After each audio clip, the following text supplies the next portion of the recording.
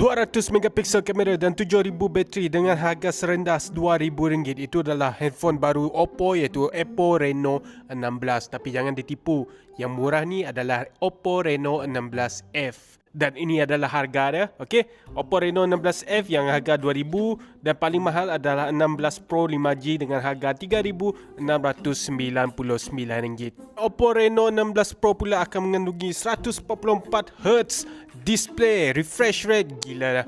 Lepas tu diorang akan ada AMOLED display, 6.32 inci Crystal Shield AMOLED, dan ini adalah prosesor MediaTek Dimensity 8550 Super. Dan untuk yang murah pula, Oppo Reno 16F diorang akan ada 120Hz refresh rate, 6.57 AMOLED display. Bermaksud Oppo Reno 16F ni akan lebih besar lah daripada Oppo Reno 16 Pro, cuma refresh rate kurang dengan diorang menggunakan Dimensity 7300 yang tak berapa power lah. Untuk Oppo Reno 16F diorang akan mengandungi 50 megapiksel kamera ultra wide dan 50 megapiksel selfie. Dan Oppo Reno 16 Pro akan mengandungi 200 megapiksel kamera main, 50 wide, 50 telefoto, 50 selfie, dan ya, aku lupa nak bagi tahu 16 Pro akan mengandungi mana dia. Okey, 6700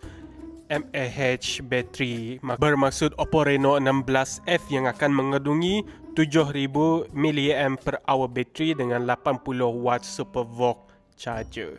Oppo Reno 16 Pro memang berbaloi lah, tapi kalau aku mungkin ambil Oppo Reno 16 5G yang 12 ni lah, RM3,000, which is ok lah, bawah RM3,000 boleh lah.